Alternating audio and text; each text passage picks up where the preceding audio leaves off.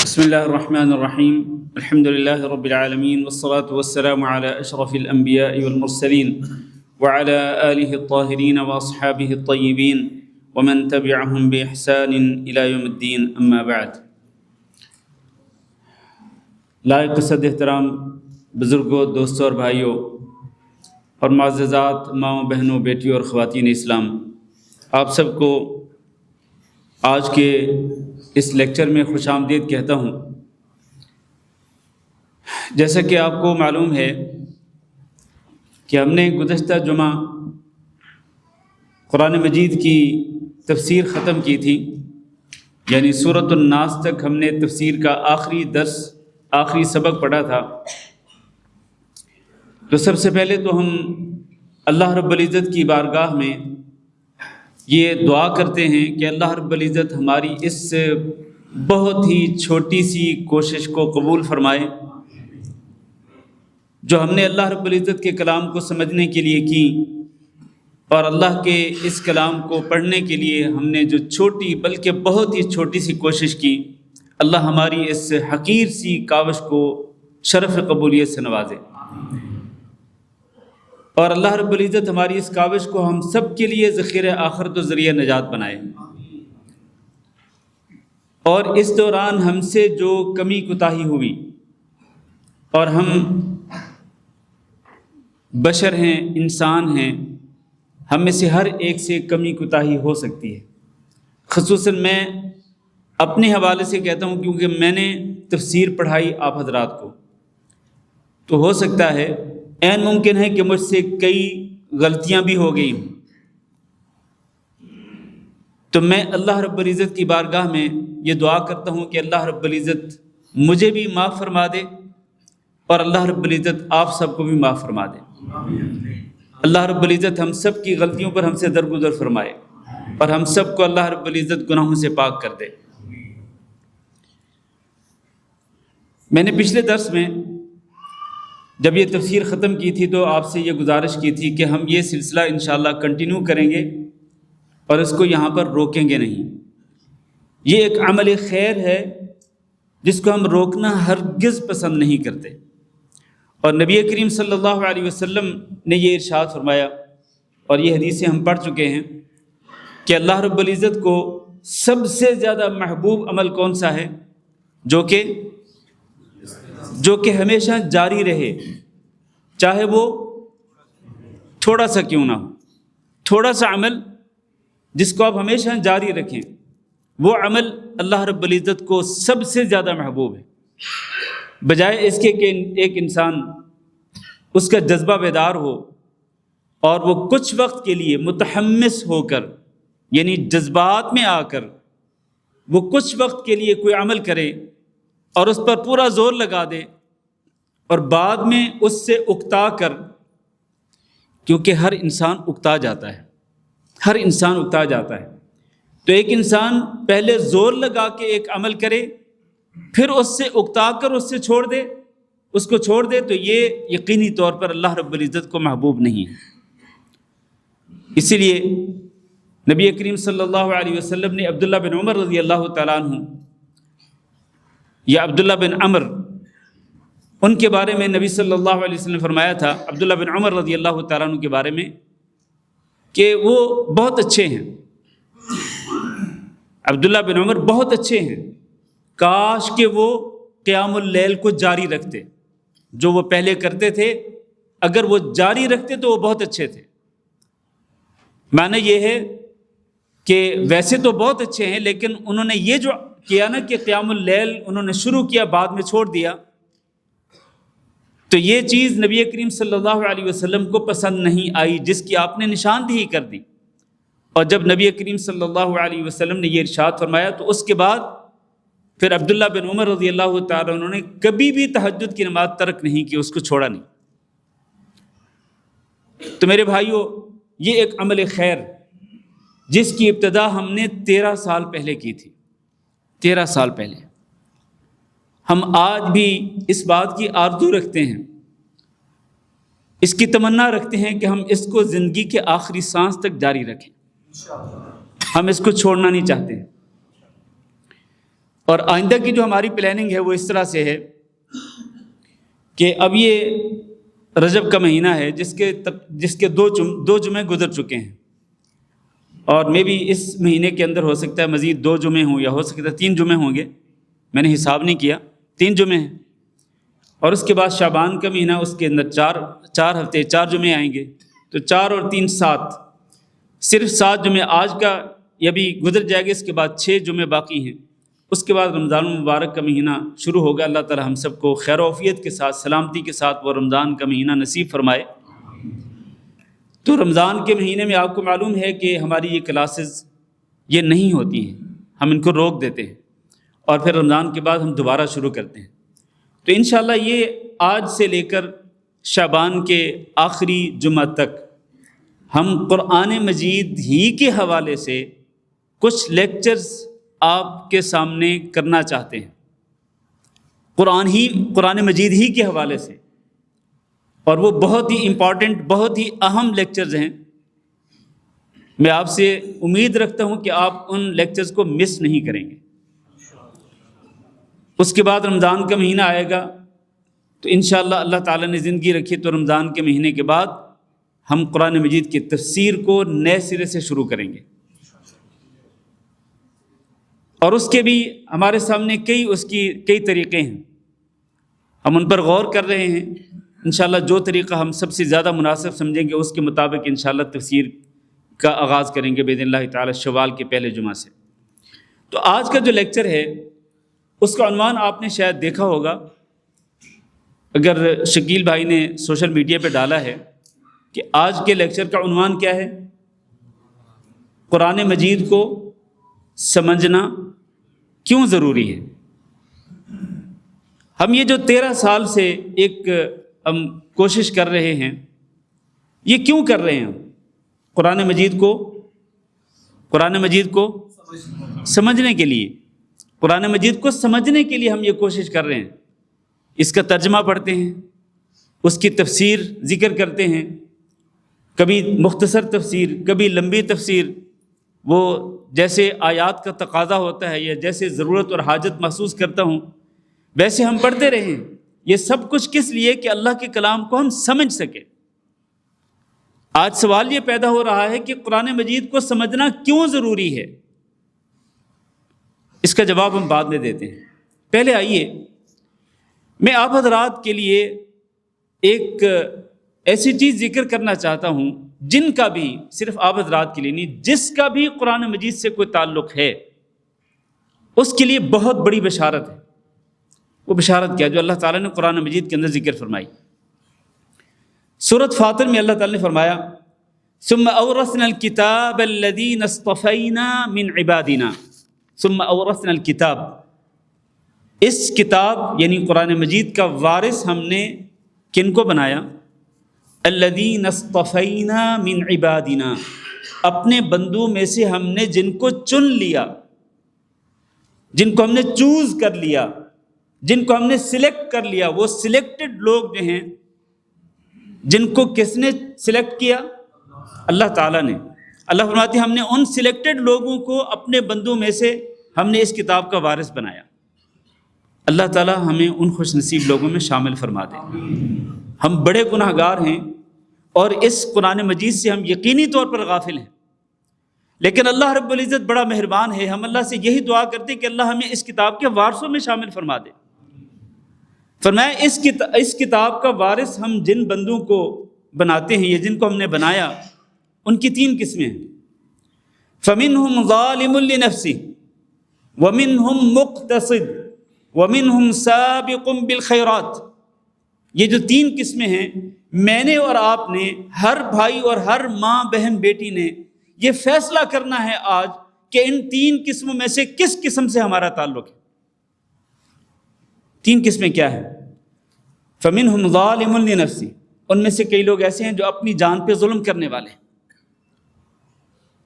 وہ کتاب کے وارث ہیں اور اللہ کے سلیکٹڈ اور چنے ہوئے لوگوں میں سے ہیں، لیکن ہونے کے باوجود بھی ظالم لنفسہ، وہ اپنی جانوں پہ ظلم کرنے والے ہیں۔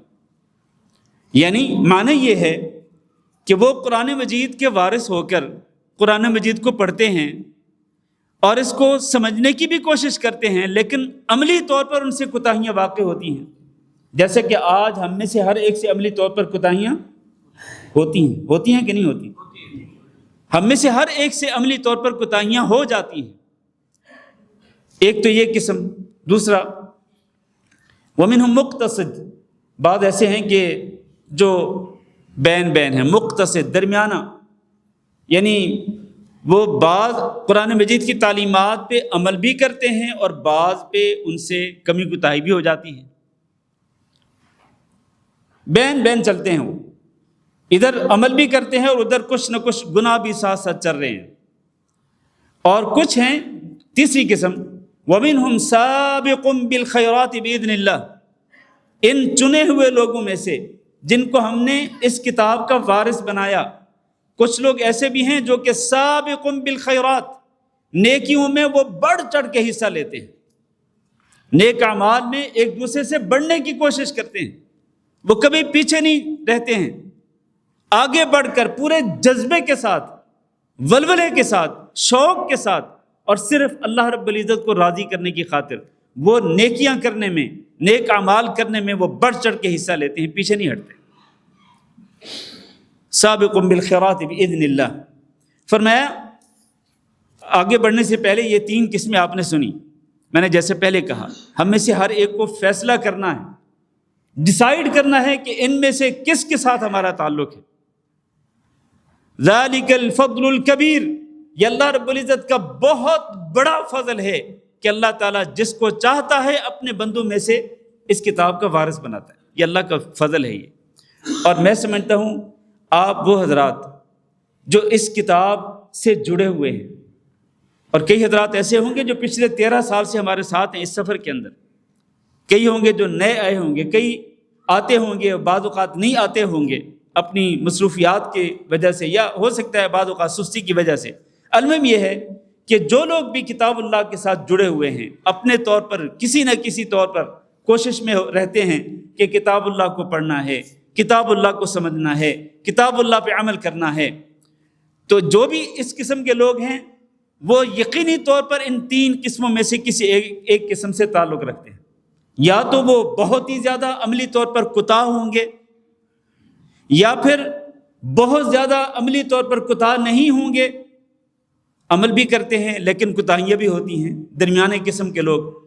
اور تیسری قسم، یا پھر وہ بہت ہی زیادہ قرآن مجید کی تعلیمات پہ عمل کرتے ہوئے وہ آگے بڑھ کے وہ نیکیوں میں سبقت لے جانے کی کوشش کرتے ہیں۔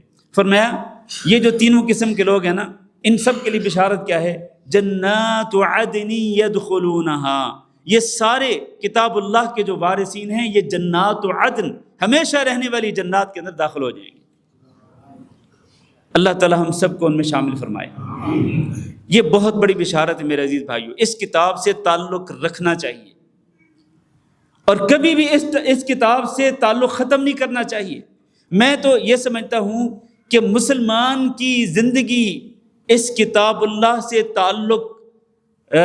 تعلق سے خالی نہیں ہو سکتی ہے۔ کسی بھی مسلمان کی زندگی اس کتاب اللہ کے ساتھ تعلق سے خالی نہیں ہو سکتی ہے، کسی نہ کسی شکل میں تھوڑا یا بہت مسلمان کا تعلق اس کتاب اللہ سے رہنا چاہیے، اگر وہ سچا مسلمان ہے تو۔ اور اس کے بغیر کوئی چارہ نہیں ہے میرے عزیز بھائیو، قطعاً کوئی چارہ نہیں۔ بلکہ میں تو یہ سمجھتا ہوں کہ وہ کیسا مسلمان ہے کہ جو ڈیلی اس کتاب میں سے چاہے وہ کچھ آیات کی ہی تلاوت کرتا ہو، وہ کیوں نہیں کرتا ہے ڈیلی؟ وہ کیسا مسلمان ہے جو کتاب اللہ کو اٹھاتا ہی نہیں؟ وہ بھائی اور وہ بہن کہ اگر کئی ہفتے گزر جائیں، بلکہ کئی مہینے گزر جائیں اور کسی بھائی نے اور کسی بہن نے کتاب اللہ کو اٹھایا ہی نہ ہو پڑھنے کے لیے، یہ کیسے ممکن ہے؟ یہ ایک مسلمان کی زندگی اس سے خالی نہیں ہو سکتی میرے عزیز بھائیو۔ اس کتاب اللہ سے بے نیاز نہیں ہو سکتے آپ، کسی بھی صورت میں اس کتاب سے بے نیاز نہیں ہو سکتے۔ اور پھر یہ جو کتاب ہے میرے بھائیو، اس کتاب اللہ کے ساتھ جو تعلق رکھنا ہے نا، یقین مانے یہ اتنی بڑی سعادت ہے کہ رسول اکرم صلی اللہ علیہ وسلم نے ارشاد فرمایا کہ اللہ رب العزت کے کچھ خاص لوگ ہیں، خاص لوگ، اللہ کے خاص لوگ، جیسے کہ آپ نے دیکھا نا کہ ہر ایک کے، ویسے تو ہر ایک کے کئی خاص لوگ ہوتے ہیں اور کئی عام لوگ ہوتے ہیں ہر ایک کے تعلق سے، لیکن اگر کوئی بڑے منصب پہ فائز ہو، بڑے عہدے پر فائز ہو، کوئی وزیر ہے یا وہ پی ایم پرائم منسٹر ہے یا وہ سی ایم ہے چیف منسٹر ہے یا وہ کسی ملک کا صدر ہے، تو اس کی خاص کیبنٹ ہوتی ہے جس کو کچن کیبنٹ بھی کہا جاتا ہے۔ اس کے کچھ خاص اس سے ملنے جلنے والے لوگ ہوتے ہیں جن سے اس کا تعلق ہوتا ہے، اور وہ اس تعلق پر وہ لوگ فخر کرتے ہیں کہ میرا فلاں وزیر سے تعلق ہے، میرا فلاں جو افسر ہے نا وہ میرا بڑا یار ہے، وہ جو پی ایم ہے نا میرا اس سے بڑا یارانہ ہے، وہ ملک کا صدر اس سے بڑا میرا تعلق ہے۔ لوگ فخر کرتے ہیں دنیاوی اعتبار سے، اور اللہ کے بندو یہاں اللہ کے رسول فرما رہے کہ ان للہ اہلین، کہ اللہ رب العزت کے کچھ خاص لوگ ہوتے ہیں، خاص لوگ، اللہ کے خاص لوگ۔ اللہ کون؟ جو کہ مالک الملک ہے، بادشاہوں کا بادشاہ، مالک السماوات والارض، رب العرش العظیم، جو کہ بہت ہی عظیم عرش ہے۔ اللہ رب العزت کی سب سے بڑی مخلوق، اس سے بڑی کوئی مخلوق نہیں، وہ اس کا رب ہے۔ اس کے بھی کچھ خاص لوگ ہوتے ہیں، جی ہوتے ہیں۔ صحابہ کرام نے پوچھا کہ اللہ کے رسول وہ کون ہیں؟ فرمایا ہم اہل القرآن، اہل القرآن ہم اہل اللہ وخاصتہ۔ اہل القرآن جو ہے نا، قرآن سے تعلق جوڑنے والے، قرآن کو پڑھنے والے اور قرآن کو سمجھنے والے اور قرآن کو اپنا دستور حیات بنانے والے اور قرآن پر عمل کرنے والے جو لوگ ہیں، وہ اللہ رب العزت کے خاص لوگ ہیں۔ میرے بھائیو، یہ بہت بڑی سعادت کی بات ہے، اور میں کبھی نہیں چاہوں گا کہ آپ میں سے کوئی بھی بھائی یا کوئی بھی بہن اس سعادت سے محروم ہو۔ ہمیں یہ سعادت حاصل کرنے کے لیے اس کتاب اللہ کو اپنے سینے سے لگانا ہوگا، صرف اسی طرح ظاہری طور پر نہیں جس طرح میں نے یہ سینے سے لگائے ہوئے، نہیں، بلکہ اس کتاب اللہ کو کھول کر پڑھنا ہوگا، اور پڑھ کر اس کو سمجھنا ہوگا، سمجھ کر اس پہ عمل کرنا ہوگا، تبھی آپ اللہ رب العزت کے خاص لوگوں میں شامل ہو سکتے ہیں۔ تو کیا آپ اللہ کے خاص لوگوں میں شامل ہونا چاہتے ہیں؟ تو آپ یہ اس کتاب اللہ کے ساتھ تعلق ہمیشہ رکھیں گے انشاءاللہ تعالی۔ جب تک اللہ تعالیٰ نے زندگی دی ہے اور جب تک اللہ تعالیٰ استطاعت دے گا، ہم اس عادت سے محروم نہیں ہونا چاہتے۔ اللہ تعالیٰ ہمیں توفیق دے، اللہ رب العزت ہمیں اس سعادت والے کام کو جاری رکھنے کی توفیق دے۔ ظاہر ہے کہ اللہ کی توفیق کے بغیر ہم کچھ نہیں کر سکتے۔ ہم نے جو کیا ہے اس سے پہلے وہ بھی محض اللہ رب العزت کی توفیق کے ساتھ ہم نے کیا، ورنہ ہم اس کے اہل نہیں تھے۔ یقینی طور پر میں کہہ رہا ہوں کہ میں اپنے آپ کو شامل کرتے ہوئے ہم اس کے اہل نہیں تھے، لیکن اللہ رب العزت نے خصوصی فضل و کرم کیا ہمارے اوپر، اور ہمیں اللہ تعالیٰ نے توفیق دی قرآن مجید کی تفسیر کو کمپلیٹ کرنے کی۔ آئندہ بھی ہم یہ چاہتے ہیں، اللہ تعالیٰ سے یہ دعا کرتے ہیں کہ اللہ ہمیں اس سعادت سے کبھی بھی محروم نہ کرے۔ میرے بھائیوں، قرآن مجید جو ہے یہ ایسی کتاب ہے کہ جس کو اللہ تعالیٰ نے جس کی حفاظت کا ذمہ لے رکھا ہے۔ اس کے الفاظ بھی محفوظ ہیں اور اس کے معانی بھی محفوظ ہیں۔ یہ ایک اجمالی مختصر کلام ہے، لیکن اس کی تھوڑی سی ڈیٹیل۔ اس کے الفاظ محفوظ ہیں۔ اللہ نے فرمایا انا نحن نزلنا الذکر وانا له لحافظون، ہم نے ہی اس ذکر کو، قرآن مجید کو نازل کیا اور ہم ہی اس کی حفاظت کرنے والے ہیں۔ یہ قرآن مجید الحمدللہ یہ محفوظ ہے، آج بھی محفوظ ہے اور قیامت تک یہ محفوظ رہے گا۔ 1445 سال گزر چکے نبی صلی اللہ علیہ وسلم کی ہجرت کو، آج بھی یہ پورا قرآن مجید محفوظ ہے، دشمنوں کی لاکھ کوشش کے باوجود کہ وہ اس قرآن مجید کے اندر تبدیلیاں کر ڈالیں، اس کے اندر تحریف کر ڈالیں، جیسا کہ لوگوں نے تورات اور انجیل کو نہ بخشا اور ان دونوں کتابوں کے اندر تحریف کی، اس کتاب کے اندر بھی تحریف کرنے کی لاکھ کوشش کے باوجود آج بھی یہ کتاب اللہ کے فضل سے محفوظ ہے۔ اور نہ صرف یہ مصحف کی شکل میں محفوظ، بلکہ الحمدللہ اللہ رب العزت نے اس امت کے بے شمار لوگوں کو اپنے سینوں کے اندر اس کتاب کو محفوظ کرنے کی توفیق دی ہے۔ سینوں کے اندر بے شمار لوگوں نے اس کتاب کو محفوظ کر رکھا ہے۔ آج بھی ایسے حفاظ موجود ہیں کہ ان کے سامنے کوئی بھی بڑے سے بڑا حافظ اگر کوئی غلطی کرے گا تو وہ اس کو پکڑ لیں گے، اس کو فوراً پکڑ لیں گے کہ آپ نے یہ غلطی کی۔ تو اللہ تعالیٰ نے اس کے الفاظ کی حفاظت کا بھی ذمہ لے رکھا ہے اور اس کے معانی کی بھی۔ معانی کی حفاظت کس طرح سے ہو رہی؟ وہ اس طرح سے کہ اللہ تعالیٰ نے نبی کریم صلی اللہ علیہ وسلم کے ارشاد فرمایا کہ وَأَنزَلْنَا إِلَيْكَ الذِّكْرَ لِتُبَيِّنَ لِلنَّاسِ مَا نُزِّلَ إِلَيْهِمْ، ہم نے آپ کی طرف اس ذکر کو نازل کیا تاکہ آپ اس چیز کو لوگوں کے لیے بیان کریں کہ جس کو ان کی طرف نازل کیا گیا۔ نبی صلی اللہ علیہ وسلم نے اس کتاب کو عملی جامہ پہنایا اور عملی طور پر نبی صلی اللہ علیہ وسلم نے اس کتاب کی تفسیر کی۔ اپنی احادیث مبارکہ کے اندر نبی صلی اللہ علیہ وسلم نے اس قرآن مجید کے اجمال کو بیان کیا، یعنی جہاں کوئی چیز مجمل تھی اس کو نبی صلی اللہ علیہ وسلم نے کھول کے بیان کر دیا، اور جہاں پریکٹیکلی بتانے کی ضرورت تھی جیسا کہ نماز ہے اور جیسا کہ روزہ ہے، جیسا کہ حج بیت اللہ ہے، اور اسی طرح کئی احکامات ہیں، پریکٹیکلی نبی صلی اللہ علیہ وسلم نے اللہ کے اس کلام کو بیان کیا لوگوں کے سامنے اور اس کی وضاحت فرما دی۔ اسی طرح دین کے باقی احکامات بھی ہیں۔ ان ارکان اسلام کے علاوہ بھی دین کے کئی احکامات جو قرآن مجید کے اندر مختصر ہیں، مجمل ہیں، لیکن نبی صلی اللہ علیہ وسلم نے ان کا بیان کیا، لِتُبَيِّنَ لِلنَّاسِ۔ تو وہ بیان کیا ہے؟ قرآن مجید کا بیان کہ اِنَّ عَلَيْنَا بَيَانَهُ، اللہ نے فرمایا کہ ہمارے ذمے ہے اس قرآن مجید کا بیان بھی، اس قرآن مجید کا بیان بھی ہمارے ذمے ہے۔ تو اللہ تعالیٰ نے نبی صلی اللہ علیہ وسلم کو یہ حکم دیا کہ آپ اس قرآن مجید کا بیان کریں، اس کی تفسیر بیان کریں، اپنی زبان مبارک سے بھی اور اپنے عمل سے بھی۔ اور وہ بیان اور وہ تفسیر کہاں ہے؟ وہ نبی صلی اللہ علیہ وسلم کی احادیث مبارکہ میں، اور احادیث مبارکہ بھی اللہ کے فضل سے محفوظ ہے۔ جب بھی کسی نے اس حدیث کے اندر اپنی طرف سے من گھڑت حدیثیں شامل کرنے کی کوشش کی، اللہ رب العزت نے ہر دور کے اندر محدثین کو پیدا کر دیا جنہوں نے لوگوں کے سامنے حقیقت بیان کی کہ یہ حدیث صحیح ہے اور یہ حدیث صحیح نہیں ہے، یہ حدیث اللہ کے رسول سے سند کے اعتبار سے یہ صحیح سند سے ثابت ہے، اور فلاں حدیث جو ہے وہ من گھڑت ہے، فیبریکیٹڈ ہے، اور وہ منسوب کی گئی نبی صلی اللہ علیہ وسلم کی طرف۔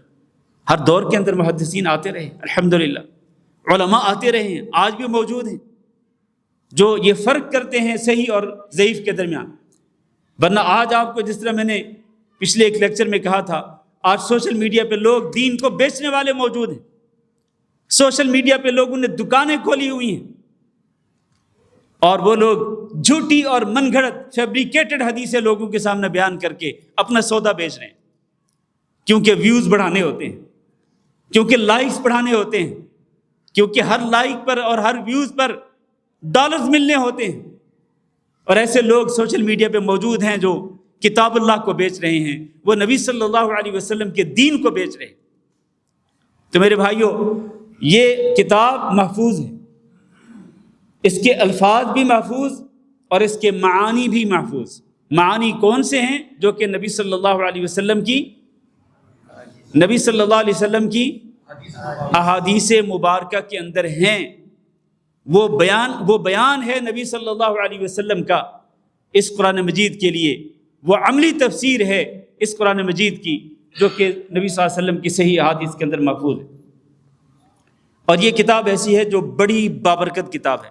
یقین مانیں، جو انسان یہ چاہتا ہو کہ اس کی زندگی میں برکت آئے، زندگی میں برکت آئے، اس کے ڈیلی اس کی جو روٹین ہے، روٹین کے اندر برکت آئے، وہ جو کام کرتا ہے اس کام کے اندر برکت آئے، اس کے رزق میں برکت آئے، اس کے اہل و عیال میں برکت آئے، اس کے گھر میں برکت آئے، جو بندہ بھی برکت چاہتا ہے، میں پوری بصیرت کے ساتھ اور پورے علم کے ساتھ یہ بات کہہ رہا ہوں کہ برکت حاصل کرنے کا سب سے بڑا ذریعہ کیا ہے؟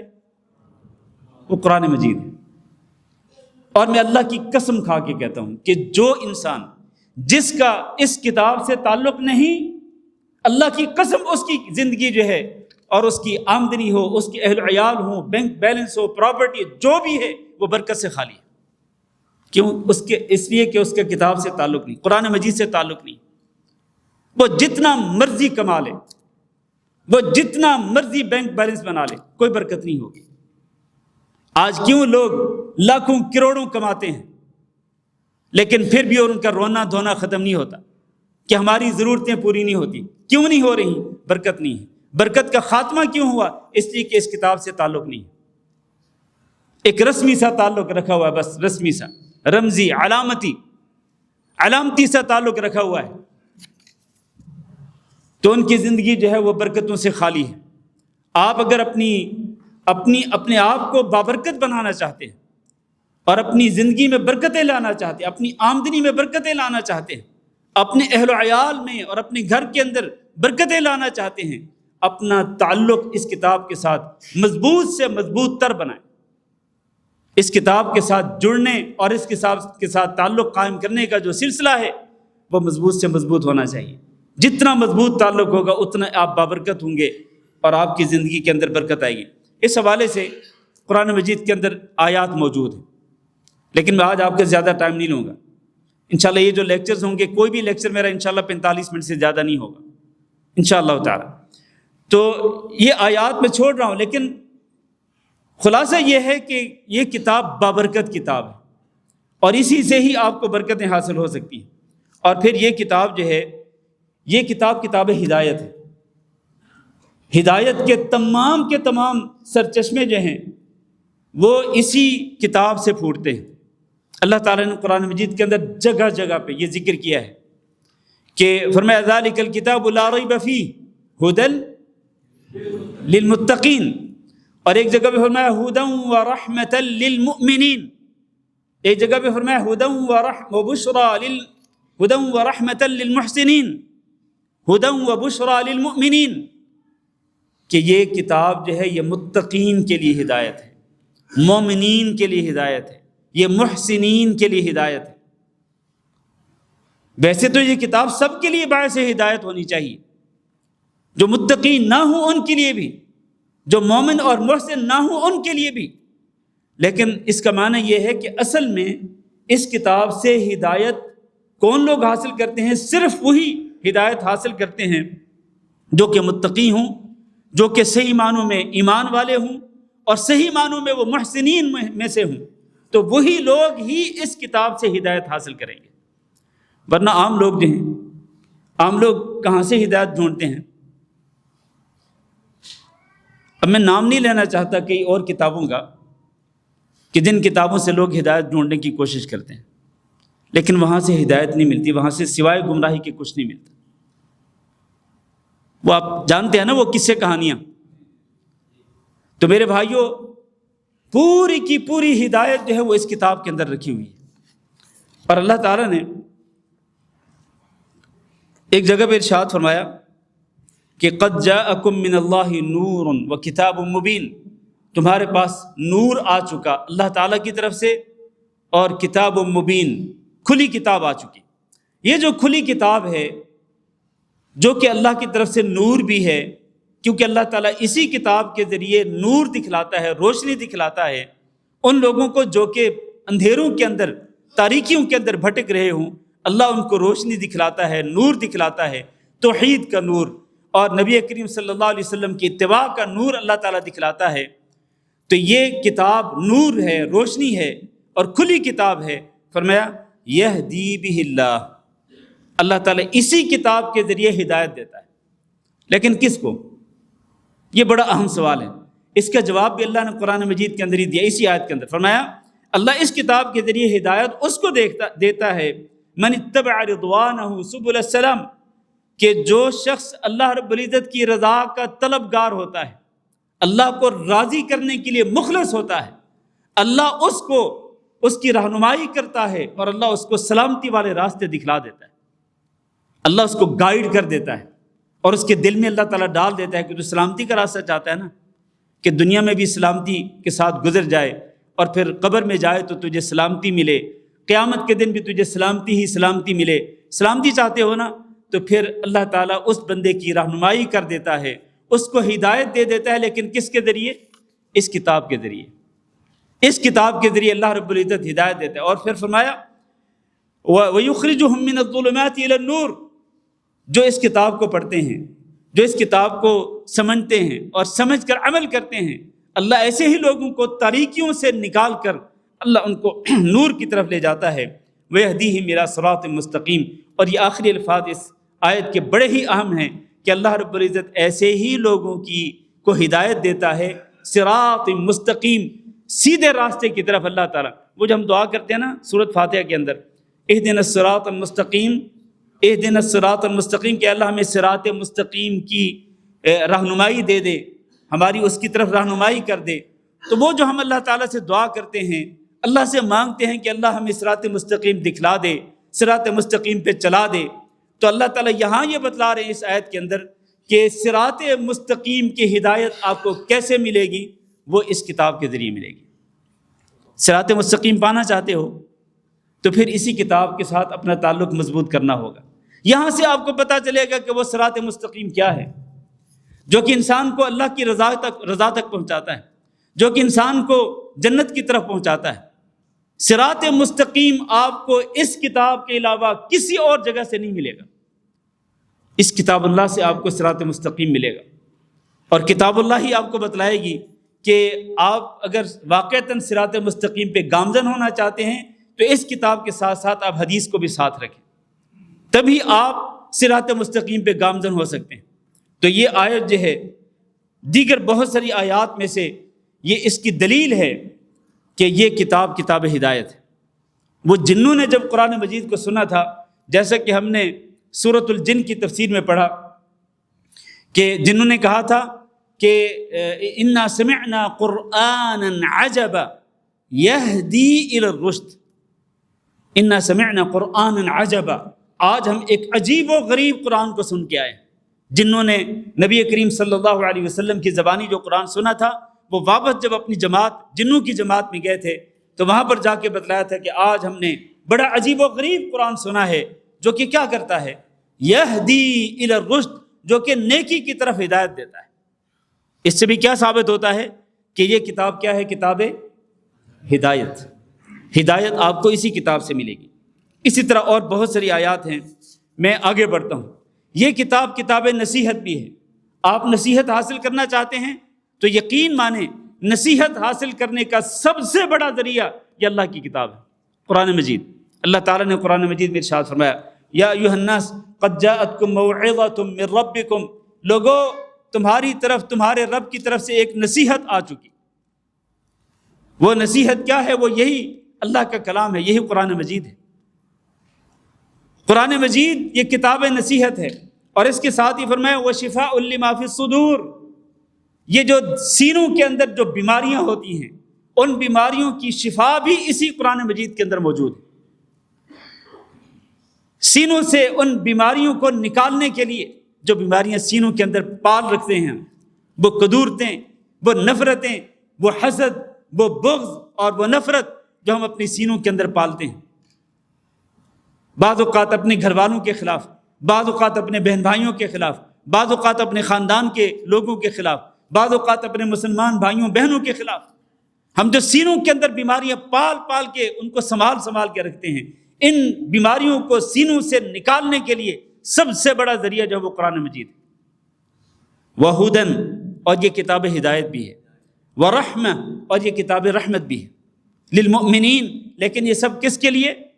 مومنین کے لیے، جو صحیح معنوں میں ایمان رکھنے والے، زبانی کلامی نہیں میرے بھائیوں، زبانی کلامی نہیں، صحیح معنوں میں جو اہل ایمان ہیں، ان کے لیے یہ چار فائدے ہیں کہ یہ کتاب نصیحت ہے، ان کو نصیحت حاصل ہوتی ہے، اور دوسرا کہ ان کے دلوں کے اندر جو بیماریاں ہوتی ہیں ان کو شفا ملتی ہے ان بیماریوں سے، اور تیسرا یہ کہ ہدایت ملتی ہے اس کتاب سے، چوتھا یہ کہ ان کو اللہ رب العزت کی رحمتیں حاصل ہوتی ہیں۔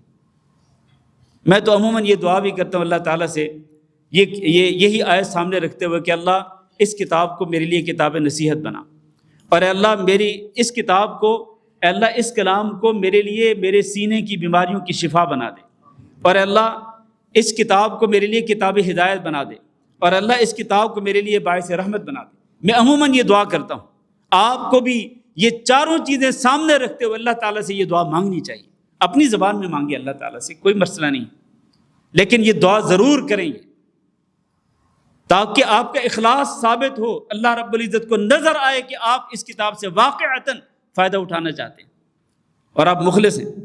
پھر میرے بھائیوں، یہاں سوال یہ پیدا ہوتا ہے کہ اگر یہ کتاب ہدایت ہے، اگر یہ کتاب نصیحت ہے، تو یہ ہدایت کیسے ملے گی اور یہ نصیحت کیسے حاصل ہوگی؟ یہ بڑا ہی امپورٹنٹ سوال ہے، بہت ہی اہم سوال ہے۔ اس کا جواب یہ ہے کہ سب سے پہلے اس کتاب اللہ کی آپ کو تلاوت کرنی ہوگی، اور تلاوت بھی ویسے کرنی ہوگی جیسے اس کی تلاوت کا حق ہے، کما حق ہو اس کی تلاوت کریں۔ الذین آتیناہم الکتاب یتلونہ حق تلاوتہ اولئک یؤمنون بہ، یہ تو سورۃ بقرہ میں اللہ نے فرمایا، جن کو ہم نے یہ کتاب دی ہے وہ اس کتاب کی تلاوت کرتے ہیں ویسے جیسے کہ اس کو پڑھنے کا حق ہے، اس کی تلاوت کا حق ہے۔ تو فرمایا یہ جو اس طرح حق کی تلاوت ادا کرتے ہیں، اولئک یؤمنون بہ، حقیقت میں یہی لوگ اس کتاب پہ ایمان لانے والے ہیں۔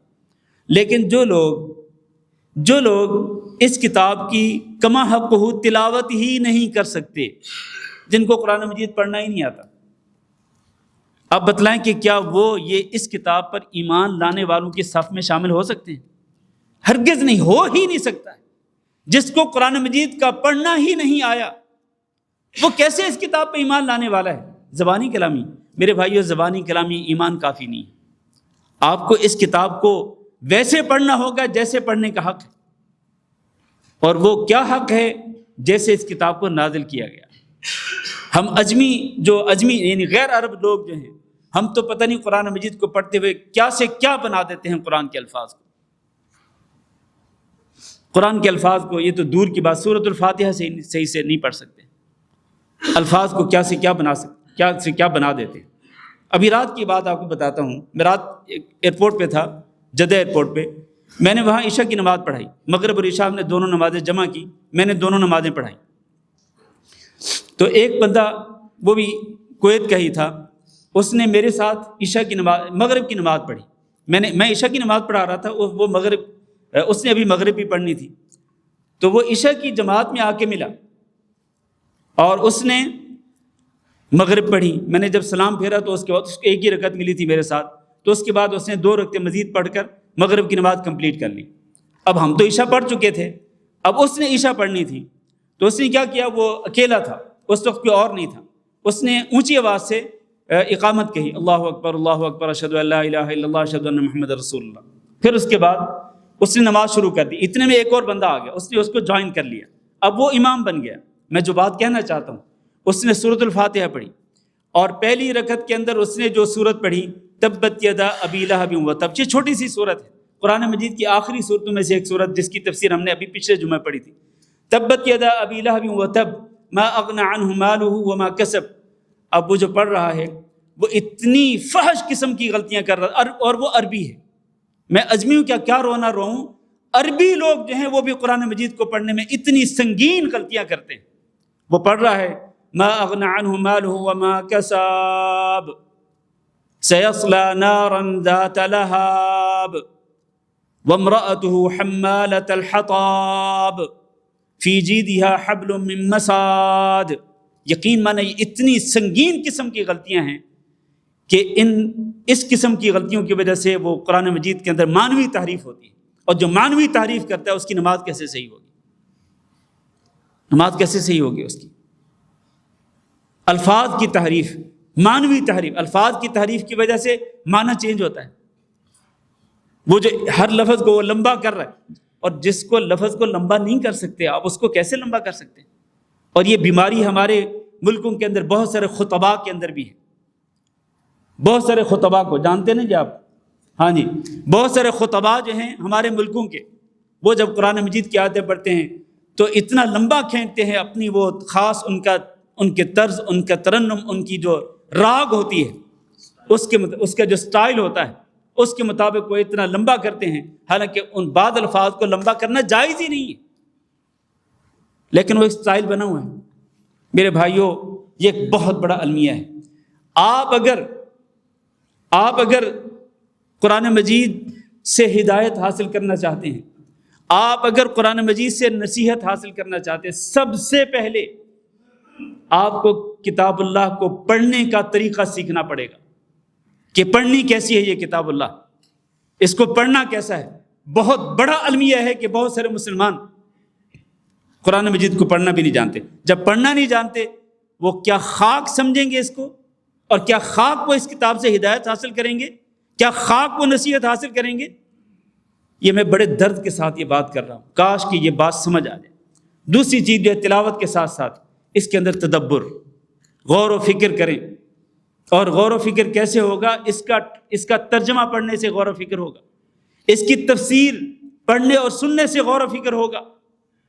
جب تک آپ اس کا ترجمہ، اس کی تفسیر نہیں سمجھیں گے، آپ اس کتاب سے نہ ہدایت پا سکتے ہیں، نہ اس سے نصیحت حاصل کر سکتے ہیں۔ اور اس تدبر کے بارے میں، غور و فکر کے بارے میں کتنی آیتیں، میں کس آیت کو پڑھوں جبکہ وقت ابھی ختم ہونے والا ہے، صرف 5 منٹ باقی ہیں۔ تو میرے بھائیوں، کتاب اللہ، اس کے اندر تدبر کریں گے، غور و فکر کریں گے، اس کو سمجھنے کی کوشش کریں گے، تو تب آپ کو ہدایت ملے گی۔ اور میں بس 1-2 مثالیں بھی دینا چاہتا ہوں کہ ہمارے نبی جناب محمد صلی اللہ علیہ وسلم جن پہ یہ کتاب نازل ہوئی، وہ کس قدر غور و فکر کرتے تھے اور کس قدر تدبر کرتے تھے اس قرآن مجید کی آیتوں میں، جس سے آج ہم محروم ہیں۔ حضرت ابوبکر صدیق رضی اللہ تعالیٰ عنہ نے ایک مرتبہ نبی صلی اللہ علیہ وسلم سے یہ گزارش کی کہ اللہ کے رسول، مجھے لگتا ہے کہ آپ بوڑھے ہو گئے۔ حالانکہ نبی صلی اللہ علیہ وسلم کے بالوں کے اندر بڑھاپے کی علامات نہیں تھی، وہ چند گنتی کے بال تھے، وہ کوئی 20 کے قریب بال تھے جو کہ سفید نظر آتے تھے۔ یہ نبی صلی اللہ علیہ وسلم کی آخری زندگی کے وقت بھی صرف 20 کے قریب بال تھے جو کہ آپ کی داڑھی کے اندر سفید ہوئے تھے، ورنہ باقی پوری داڑھی آپ کی کالی تھی، اصل رنگ کے اندر تھی، اور آپ کے سر کے بال بھی اسی طرح پورے کے پورے کالے تھے، بلیک تھے۔ تو مطلب یہ ہے کہ ظاہری طور پر تو بڑھاپے کی کوئی علامت نہیں نظر آتی تھی، لیکن ویسے نبی صلی اللہ علیہ وسلم سے جسمانی طور پر یہ محسوس کیا ابوبکر صدیق، جو کہ آپ کے یار غار تھے، آپ کے خاص صحابی تھے، کہ لگتا ہے آپ بوڑھے ہو گئے۔ تو آپ نے کیا فرمایا؟ فرمایا کہ مجھے کس چیز نے بوڑھا کیا؟ فرمایا شیبتنی ہود واخواتها، مجھے سورت ہود نے بوڑھا کر ڈالا ہے۔ اور سورت ہود کی جیسی اور صورتوں نے، جن میں نبی صلی اللہ علیہ وسلم نے نام لیے، خاص طور پر سورت الواقعہ، سورت المرسلات، سورت النبع عما یتساءلون اور سورت اذا الشمس کورت، اللہ کے رسول نے فرمایا کہ ان صورتوں نے مجھے بوڑھا کر ڈالا ہے۔ اور حقیقت میں جب آپ پڑھتے ہیں ان صورتوں کو تو یہ وہ صورتیں ہیں۔ سورت ہود کے اندر تو اللہ تعالیٰ نے مختلف انبیاء اور ان کی قوموں کی ہلاکتوں کے واقعات ذکر کیے، وہ اس قدر خوفناک واقعات ہیں کہ جو آپ فرماتے ہیں کہ میں ان کو پڑھنے کے بعد میں اپنے آپ کو بوڑھا محسوس کرتا ہوں۔ آپ کو اتنی فکر تھی، آپ کو اتنی فکر دامن گیر تھی کہ کہیں میری امت کا بھی وہی نہ ہو، وہی حشر نہ ہو، وہی سلوک نہ ہو میری امت کے ساتھ جو پہلی قوموں کے ساتھ ہوا۔ اس بات نے نبی صلی اللہ علیہ وسلم کو بوڑھا کر ڈالا۔ اور جو باقی صورتیں ہیں ان کے اندر قیامت کے ہولناک واقعات ہیں، قیامت کے، وہ پڑھ کر، وہ سن کر انسان کے رونگٹے کھڑے ہو جاتے ہیں۔ نبی صلی اللہ علیہ وسلم نے فرمایا کہ ان صورتوں نے مجھے بوڑھا کر ڈالا ہے۔ اور ایک واقعہ ذکر کرنا چاہتا ہوں۔ حضرت عائشہ رضی اللہ تعالیٰ عنہ بیان کرتی ہیں کہ ایک رات نبی صلی اللہ علیہ وسلم میرے ساتھ سوئے ہوئے تھے، آرام فرما لیٹے ہوئے تھے۔ تو نبی صلی اللہ علیہ وسلم نے فرمایا کہ عائشہ مجھے بس چھوڑ دو، مجھے اجازت دے دو کہ میں آج اپنے رب کی ہی عبادت کرنا چاہتا ہوں۔ سیدہ عائشہ رضی اللہ تعالیٰ عنہ کہتی ہیں کہ میں نے کہا اللہ کے رسول، میں آپ کا قرب پسند کرتی ہوں کہ آپ میرے قریب رہیں، میں اس کو بہت پسند کرتی ہوں، لیکن آپ کو جو چیز اچھی لگتی ہے آپ وہ کریں، مجھے اس میں بھی خوشی ہے۔ یعنی آپ اگر آج رات عبادت کرنا چاہتے ہیں اپنے رب کی تو اس سے بھی مجھے خوشی ہوگی، کیونکہ آپ کو وہ بات اچھی لگتی ہے تو مجھے بھی وہ بات اچھی لگے گی۔ یہ ایک جو وفادار بیوی ہوتی ہے، یہ اس کے الفاظ ہیں کہ بے شک میں یہ چاہتی ہوں کہ آپ میرے قریب رہیں، لیکن میں یہ بھی چاہتی ہوں کہ جو چیز آپ کو اچھی لگتی ہے مجھے بھی وہی اچھی لگتی ہے۔ تو نبی صلی اللہ علیہ وسلم نے عبادت شروع کر دی۔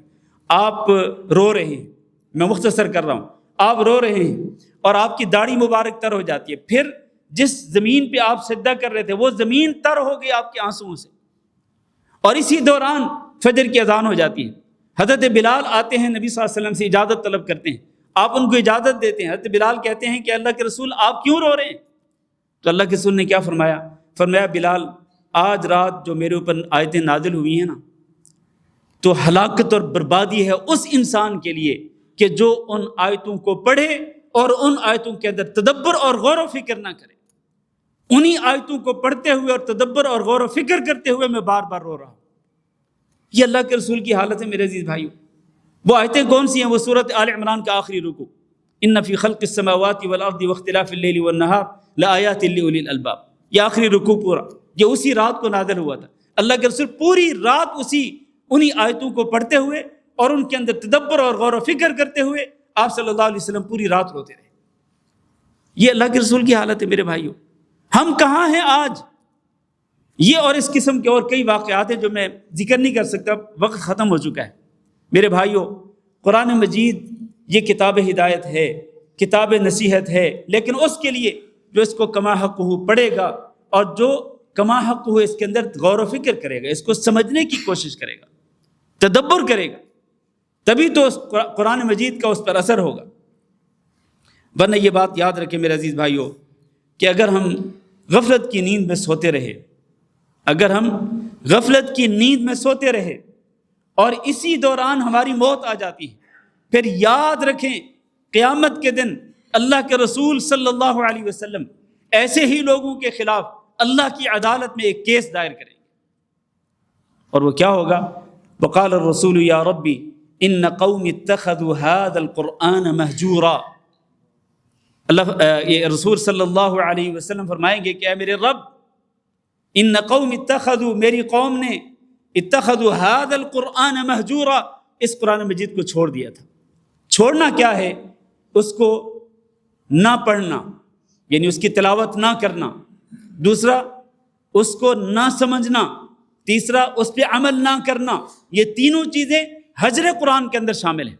حجر قرآن یعنی قرآن مجید کو چھوڑنا، جس کی شکایت کریں گے نبی صلی اللہ علیہ وسلم اللہ رب العزت کی بارگاہ میں کہ میری قوم نے قرآن مجید کو چھوڑ دیا تھا، نہ پڑھتے تھے، نہ سمجھتے تھے، اور نہ اس پہ عمل کرتے تھے، نہ اس سے ہدایت حاصل کرتے تھے، نہ اس سے نصیحت حاصل کرتے تھے۔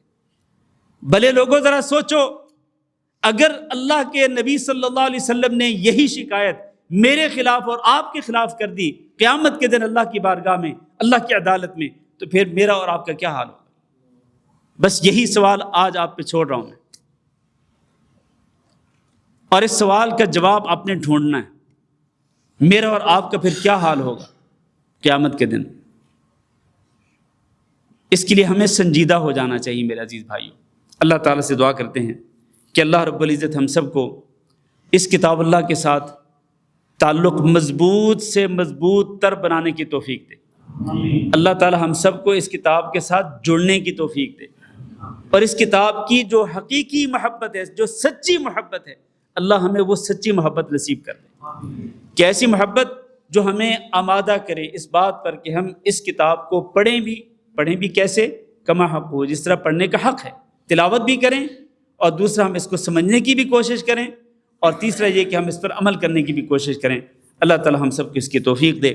اللہ رب العزت سے دعا کرتے ہیں کہ اللہ رب العزت ہم سب کو اس کتاب کے وارثوں میں شامل فرمائے، جن کے لیے قیامت کے دن اللہ رب العزت جنت جیسا انعام جن کو اللہ تعالیٰ عطا فرمائے گا، اللہ ہمیں انہی میں شامل فرمائے۔ یہ میرے پاس 2 سوال ہیں، بس یہ ان کے جوابات میں دے دیتا ہوں تو پھر انشاءاللہ ہم ختم کرتے ہیں۔ اچھا، جوابات دینے سے پہلے مجھے ایک دو اعلانات یاد آئے ہیں۔ پہلا اعلان یہ ہے میرے بھائیوں، جیسا کہ آپ جانتے ہیں کہ مرکز دعوت الجاریات کا سالانہ پروگرام جو کہ باہر کیمپ میں ہوتا ہے، مخیم میں ہوتا ہے، جہرہ سے کچھ آگے یا جہرہ کے قریب ہی، آپ جانتے ہیں ہر سال ہوتا ہے یہ پروگرام۔ تو اس سال یہ پروگرام انشاءاللہ 31 جنوری کو 31 جنوری کو انشاءاللہ ہوگا، جمعہ کے دن، جو کہ صبح 8 بجے سے شروع ہوگا اور شام 4 بجے تک جاری رہے گا۔ اس دوران میں دینی پروگرام بھی ہوں گے، معلوماتی پروگرام بھی ہوں گے، گیمز بھی ہوں گی، اور خطبہ جمعہ بھی ہوگا۔ تو میرے بھائیوں، اس پروگرام میں شرکت کی آپ کو ہم دعوت دیتے ہیں، اور آپ ہماری اس دعوت کو قبول کریں۔ دعوت قبول کرنے کا یہ مطلب نہیں ہے کہ آپ آئیں اور وہاں پر کھانا کھا کے چلے جائیں، نہیں میرے بھائیوں، آپ میں سے ظاہر ہے ہر بندہ، یہ کوئی بھی بندہ نہیں چاہے گا کہ وہ صرف کھانا کھانے کے لیے وہاں پر جائے۔ ظاہر ہے کہ دین کے لیے، تفریح کے لیے آپ جائیں گے۔ تو میرے بھائیوں، ہمارا اصل میں اس پروگرام پہ بہت خرچہ ہوتا ہے۔ ہم یہ چاہتے ہیں کہ آپ ہمارے اس میں متعاون بنیں، اور تعاون بھی صرف آپ سے 1 دینار مانگا جا رہا ہے، پر ہیڈ 1 دینار مانگا جا رہا ہے، اور اگر آپ اس سے زیادہ اپنے کئی بھائیوں کو، اپنے دوستوں کو ٹکٹ لے کے دیں گے، یہ ٹکٹ صرف اور صرف آپ کا تعاون ہے، یہ پروگرام میں شرکت کے لیے نہیں ہے۔ پروگرام میں شرکت کے لیے آپ بے شک آئیں، بغیر ٹکٹ کے آئیں، ہم آپ کو منع نہیں کریں گے، روکیں گے نہیں، لیکن میرے بھائیوں آپ ہم سے تعاون کریں، یہ فی سبیل اللہ ہے۔ اور میں نے جو ابھی الفاظ کہے نا کہ بغیر ٹکٹ کے آئیں، اس کا مطلب یہ نہیں کہ آپ کو اجازت ہے کہ بغیر ٹکٹ کے آ جائیں۔ جی یہ تو میں نے ویسے آپ کو مطلب کہا ہے، تو آپ ضرور یہ ٹکٹ خریدیں۔ اور قاری سلیم صاحب باہر موجود ہیں، یہ ہمیشہ کہا کرتے ہیں کہ کوئی بندہ مسجد سے نہیں نکلے گا جب تک کہ وہ ٹکٹ نہیں لے گا۔ تو آپ سب سے میں یہی اپیل کرتا ہوں، قاری صاحب کی طرف سے میں یہ بات کہہ رہا ہوں، تو آپ حضرات جو ہیں وہ ضرور یہ ٹکٹ لے لیں اور اس پروگرام میں ضرور شریک ہوں۔ دوسرا اعلان جو ہے وہ جیسے کہ آپ جانتے ہیں کہ مسابقات، 3 مسابقات ہوئے تھے مرکز دعوت الجالیات حلقہ سالمیہ کے تحت، حفظ قرآن، حفظ حدیث اور اسلامی خوشخطی کا مقابلہ ہوا تھا، جس میں ماشاءاللہ بہت سارے بچوں نے شرکت کی، بچیوں نے شرکت کی۔ ان کے لیے تقریب انعامات، تقریب تقسیم انعامات اور سرٹیفکیٹ، یہ تقریب انشاءاللہ آئندہ جمعہ کو ہمارے اسی لیکچر کے بعد انشاءاللہ اسی مسجد میں ہوگی۔ تو آپ حضرات سے گزارش ہے کہ ضرور تشریف لائیے گا، اور جن جن کے بچے شریک ہوئے ان کو بھی اطلاع کر دیں کہ وہ انشاءاللہ اگلے پروگرام میں ضرور آئیں۔ خاص طور پر کچھ ہمارے دوستوں نے دعا کی اپیل کی ہے۔ یہ ہمارے سامنے ایک بزرگ بیٹھے ہیں اپنے، یہ بزرگ ہیں، آپ کا نام کیا ہے؟ ہاں، شیخ ابراہیم صاحب کے جن کے انتقال ہوا، ان کا نام کیا ہے؟ ہاں، ان کے برادر اللہ جو ہیں مشتاق بھائی، ان کے انتقال ہوا ہے، انہوں نے دعا کی اپیل کی ہے۔ اور اسی طرح ہمارے ایک اور بھائی جو ہیں شوکت صاحب یہاں پر موجود ہوں گے، ابو نادر، ان کی سسٹر فوت ہو گئی ہیں، تو ان کے لیے بھی دعا کی اپیل کی گئی ہے۔ بیماروں کی شفا یابی کے لیے بھی ہم دعا کرتے ہیں، اللہ تعالیٰ ان مرحومین کی مغفرت فرمائے، اور اللہ رب العزت باقی سب حضرات کی جو فوت ہو چکے، اللہ تعالیٰ سب کی مغفرت فرمائے، اور اللہ تعالیٰ سب کے درجات کو بلند کرے، اور اللہ تعالیٰ ان کی قبروں کو جنت کے باغ بنائے۔ یہ ایک اور بھائی نے لکھا ہے کہ میرے والدین کے لیے مغفرت کی دعا کریں، اور ہمارے پرانے ساتھی حاجی رفیق صابر اور حاجی افتخار کے لیے مغفرت کی دعا کیجیے۔ بالکل ہم اپنے بھائیوں کو یاد رکھتے ہیں الحمدللہ اپنی دعاؤں کے اندر خصوصی طور پر، تو ان بھائیوں کے لیے بھی دعا ہے۔ اور یہ نعیم صاحب جنہوں نے پرچی لکھی ہے کہ میرے والدین کے لیے، تو ہم ان کے والدین کے لیے بھی مغفرت کی دعا کرتے ہیں، اور اسی طرح باقی تمام ہمارے بھائی بہنیں اور ہمارے بزرگ سب کے لیے دعا ہے کہ اللہ تعالیٰ سب کی مغفرت فرمائے، اور اللہ رب العزت سب کی قبروں کو منور فرمائے، اور اللہ تعالیٰ سب کے درجات بلند فرمائے۔ یہ 2 سوال جن کے میں یہ پچھلے ہفتے آئے تھے، اور میں نے کہا تھا کہ ان کے جواب جو ہے اگلے ہفتے میں دیے جائیں گے، تو یہ جواب دے کر انشاءاللہ آج ہم پروگرام ختم کرتے ہیں۔ پہلا سوال یہ ہے کہ جو بچے باہر کے ملکوں میں پڑھنے جاتے ہیں، وہاں ان کو جاب کرنی پڑتی ہے، اگر اس جاب میں کچھ بھی حرام انوالو ہو، جیسے سور کے گوشت کا برگر بنا کر بیچنا یا فرائی کرنا، تو ایسے لوگوں کی کمائی کے بارے میں کیا حکم ہے؟ میرے بھائیو، یہ تو اظہر من الشمس بات ہے، یعنی سورج کی روشنی سے بھی زیادہ واضح ہے یہ بات کہ اس قسم کی جو جاب ہے وہ حلال نہیں ہے، اس قسم کی جاب حرام ہے، اس کے حرام ہونے میں کوئی شک ہی نہیں ہے۔ اگر یہ جو اسٹوڈنٹ جو باہر پڑھنے جاتے ہیں، تو اگر ان کو جاب کرنی پڑتی ہے، تو اور جاب بھی ایسی کہ جس میں یہ حرام انوالو ہوتا ہے، جس میں سور کا گوشت اور اس کا برگر وغیرہ بنا کے بیچنا، یہ کیسے؟ یعنی سور تو خاص طور پر جو سور ہے، اس کا تو اللہ تعالیٰ نے قرآن مجید کے اندر نام لے کے، ایک دفعہ نہیں کئی جگہوں پہ اللہ تعالیٰ نے نام لے کے فرمایا کہ یہ سور کا گوشت حرام ہے، تو ایک بندہ اسی کی تجارت کرے، اسی کے برگر بنا کے جو ہے وہ بیچنا شروع کر دے، یہ کیسے جائز ہو سکتا ہے؟ یہ تو سوال کرنا ہی مجھے عجیب سا لگتا ہے، ایک مسلمان ہو اور وہ اس قسم کا سوال کرے کہ سور کا گوشت بیچنا جو ہے وہ کیا جائز ہے یا ناجائز ہے، یا اس کا برگر بنا کے بیچنا حلال ہے یا حرام ہے۔ اور میرے بھائیوں، اسی لیے میں نے پہلے کہا کہ یہ اظہر من الشمس ہے، سورج سے بھی زیادہ واضح بات ہے کہ یہ یقینی طور پر حرام ہے۔ اور میں یہاں پوچھنا چاہتا ہوں کہ جو والدین اپنے بچوں کو ان غیر اسلامی ملکوں کے اندر بھیجتے ہیں اور ان کو پتہ ہوتا ہے کہ ہم افورڈ نہیں کر سکتے، تو پھر کیوں بھیجتے ہیں؟ اور کیوں ان کو اس قسم کی جاب کرنے پہ مجبور کرتے ہیں؟ کیوں؟ وہ جب حرام کام کریں گے، حرام بزنس کر کے اپنے وہ خرچے چلائیں گے، تو کیا آپ کو ثواب ملے گا؟ آپ کو ثواب ملے گا؟ اس میں والدین کو ثواب ملے گا؟ یقیناً اس گناہ کے اندر والدین بھی شریک، بلکہ سب سے پہلے والدین گناہ گار ہیں، اور پھر بعد میں ان کے بچے جو ہیں وہ گناہ گار ہیں۔ دوسرا سوال یہ ہے، یہ سوال جو ہے نا، یہ میں پورا پڑھنا نہیں چاہتا، بس اس کا خلاصہ یہ ہے کہ بعض ملکوں کے اندر جو حکومتیں ناجائز ٹیکس لیتی ہیں، تو کیا وہ ٹیکسوں کے اندر انسان اگر ان ٹیکسوں سے بچنے کے لیے کچھ چور راستہ اختیار کرے تو کیا یہ جائز ہے؟ میرے بھائیوں دیکھیں، بات یہ ہے کہ ملک جو ہے نا ہمیشہ وہ ٹیکسوں کے ساتھ ہی چلتے ہیں۔ ٹیکس اگر کوئی بھی ملک اگر اپنی عوام سے ٹیکس نہیں لیتا تو اب وہ اپنا ملک کیسے چلائے گا؟ کوئی بھی حکومت اگر اپنی عوام سے ٹیکس نہیں لیتی تو وہ حکومت اپنے ملک کو کیسے چلائے گی؟ ظاہر ہے کہ ٹیکسوں کے ساتھ ہی یہ ملک چلتے ہیں، خاص طور پر ان ملکوں کے اندر کہ جن ملکوں میں اور کوئی ذریعہ آمدنی نہیں ہے۔